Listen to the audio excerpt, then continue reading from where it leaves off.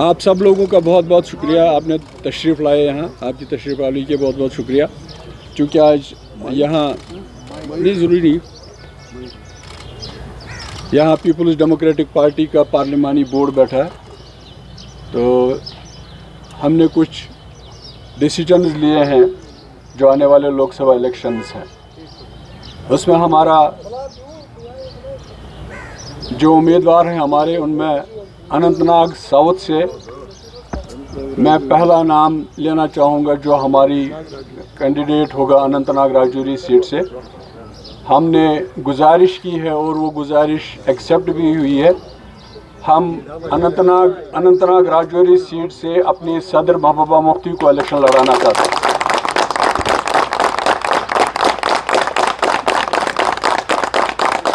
उसके बाद जो सेंट्रल श्रीनगर वाली सीट है, उस पर हम अपने नौजवान वहीद रहमान पर्रा को इलेक्शन लड़ाना चाहते हैं।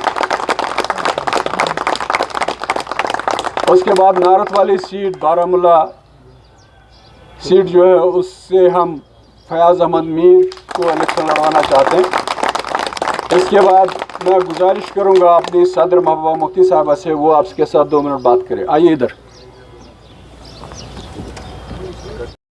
अनाउंस करने के बाद यहाँ पर वोट जो है या एज बीजेपी को मिल सकता है? नहीं, देखिए, ये तो एज की बात नहीं है। ये तो मैंने तो कहा ना, मैंने तो फारूक साहब के हाथ में ही सब कुछ रखा था। मैंने तो उन्हीं के ऊपर डाल दिया था कि यही जिम्मेवारी। मैं तो कहती हूँ अगर उनको तीनों लड़नी होती, कम से कम हमारे पीडीपी के वर्कर की बेइज्जती ना करते। वो ये क्या कहे कि पीडीपी का कहीं नामो निशान ही नहीं है, ये सिचुएशन ही नहीं होती। इसमें तो हमारा कोई कसूर नहीं है। हम तो बहुत सब्र किया हमने, यहाँ तक कि उमर साहब ने ये कहा कि हम इनका बिहेवियर, कंडक्ट देखेंगे, उसके बाद हम असेंबली के बारे में सोचेंगे। तो कोई अपने जो आपके साथ पार्टी में, आपके पीएचडी में आपके पार्टनर होते हैं, तो क्या इस तरह से बात करते हैं उनके बारे में? हम तो ऐसे कभी उनके बारे में बात नहीं करते। अबुआ जी, जैसे आपने खुद कहा यहाँ गठबंधन नहीं हुआ, तो उनकी बात क्या करेंगे आप? डायरेक्ट उनकी बात करेंगे। जो कांग्रेस का मैनिफेस्टो आया है, प्राइम मिनिस्टर ने भी अभी कुछ घंटा पहले सीधा कहा है कि सेपरेटिज्म वाला मैनिफेस्टो है। ये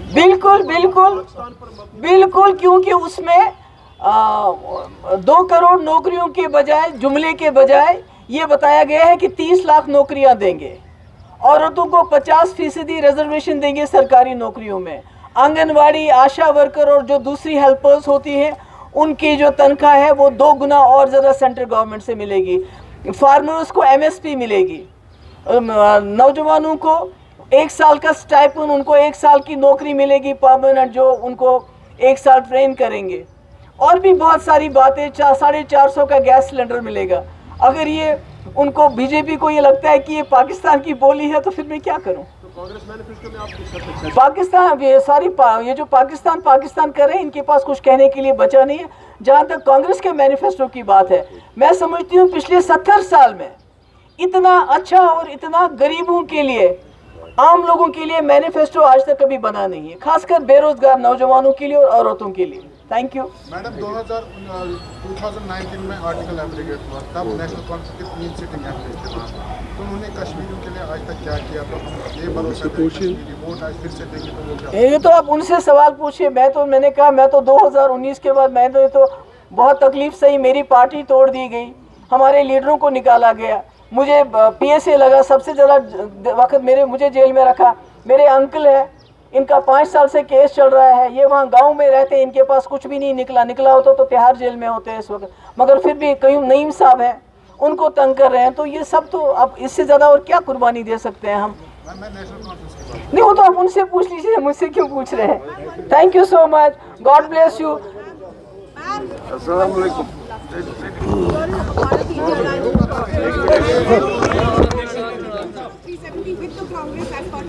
सॉरी, मेरे ख्याल में कांग्रेस ने इसके बारे में बहुत, जिस वक्त ये हुआ था, उन्होंने एक स्टेटमेंट दिया है, you should go through that. जब टाइम आएगा, जब वो सरकार बनेगी, तो हम अपनी बात ज़रूर उनसे कहेंगे। जैसा कि अभी आपने सुना, हमारी जो पार्लियामेंट्री बोर्ड के चेयरमैन हैं, उन्होंने अनाउंस किया कि श्रीनगर से हम तीनों नशस्तों पे अपने कैंडिडेट खड़े कर रहे हैं और जम्मू में जो और बाकी जगह जो है हम कांग्रेस को सपोर्ट कर रहे हैं।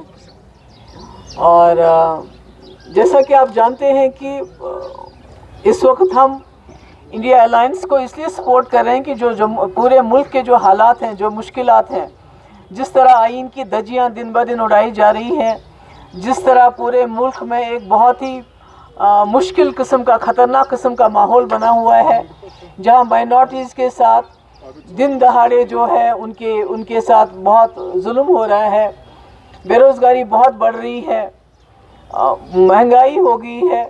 तो इसलिए हमने सोचा कि हम उस पार्टी को, उस अलायंस को साथ देंगे जो जम्मू कश्मीर के जो हमारे हालात हैं उसको भी मद्देनज़र रख के आगे चल के जो है सही फैसले ले सके। तो यहाँ भी हमने कोशिश की थी, जैसा कि आप सब लोग जानते हैं, मेरी दिली ख्वाहिश थी कि हम यहाँ मिलजुल के चलें, और इसके लिए मैंने पहले से अनथक कोशिश की। जैसे मैंने पहले भी कहा कि बॉम्बे में भी मैंने यही कहा कि हमारे जो फ़ैसला जो जम्मू कश्मीर की सीट्स का होगा वो फ़ारूक साहब करेंगे, और हमें उनके फ़ैसले से गिला नहीं है कि वो तीनों सीटें लड़ना चाहते हैं, हमें उससे गिला नहीं। मुझे गिला ये है कि उन्होंने हमें पूछना भी गवारा नहीं समझा, हमारी राय लेना भी गवारा नहीं समझा, और बजाय इसके कि हमें बुला के अपनी जगह ये फ़ैसला सुनाते, पब्लिकली इसको अनाउंस किया, जिसकी वजह से हमारे लिए कोई रास्ता नहीं बचा। क्योंकि हमारा वर्कर बहुत ही ज़्यादा मायूस और डिमोरलाइज हो गया जब उसको ये बताया गया कि तुम्हारी पीडीपी की जमा ख़त्म हो गई है, इसका कहीं नामो निशान नहीं है।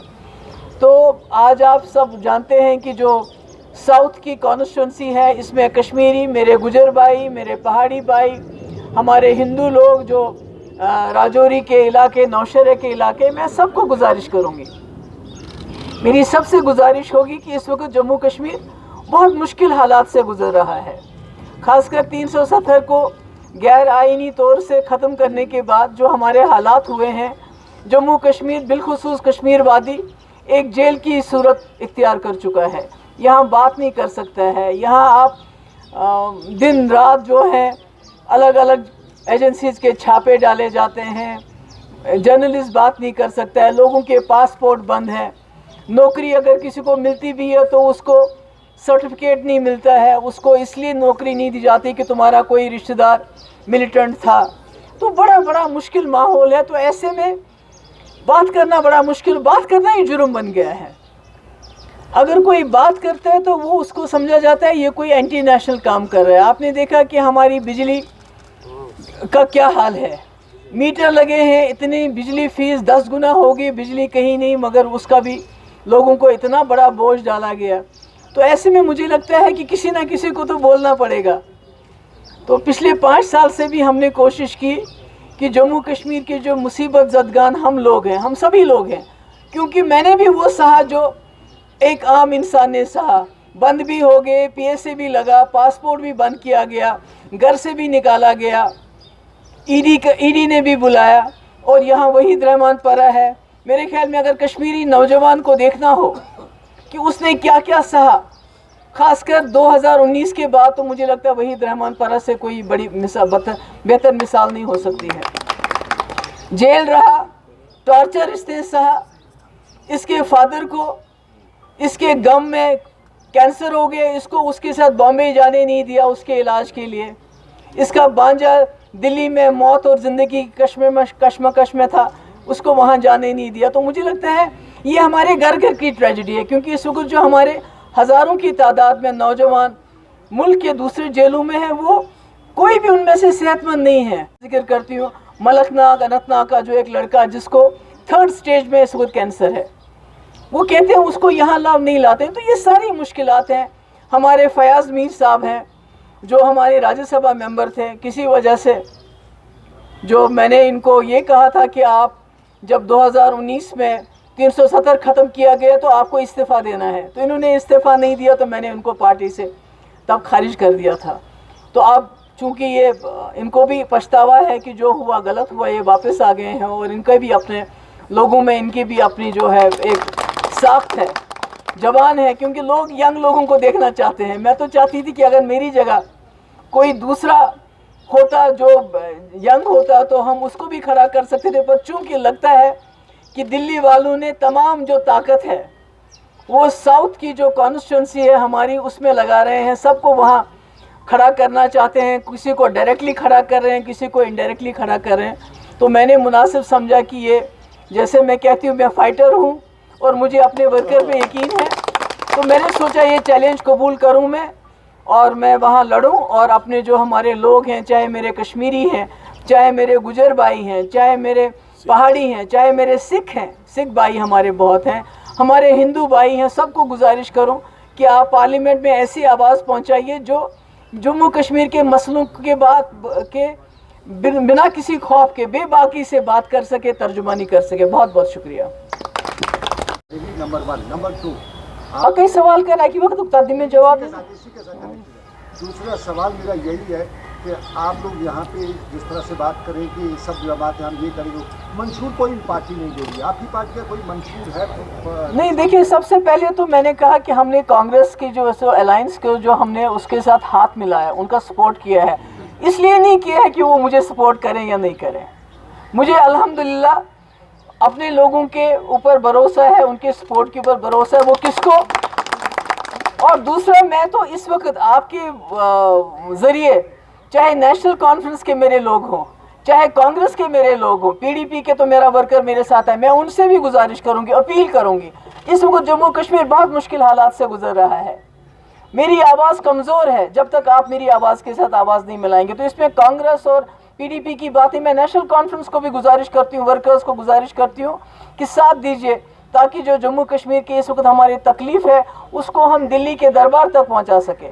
और दूसरा आपका सवाल था मंशूर। हमारा सबसे बड़ा ये है कि जो पिछले 5 साल से मैं जम्मू कश्मीर की सरजमीन पे करती आई हूँ, यहाँ के लोगों की आवाज़ बनी हूँ, जब यहाँ के ट्राइबल्स को घरों से निकाला, यहाँ के लोगों को ज़मीनों से बाहर निकाला, तो महबूबा मुफ्ती दिल्ली पहुँच गई। पार्लियामेंट के अंदर नहीं थी, पर पार्लियामेंट के बाहर मैंने धरना दिया।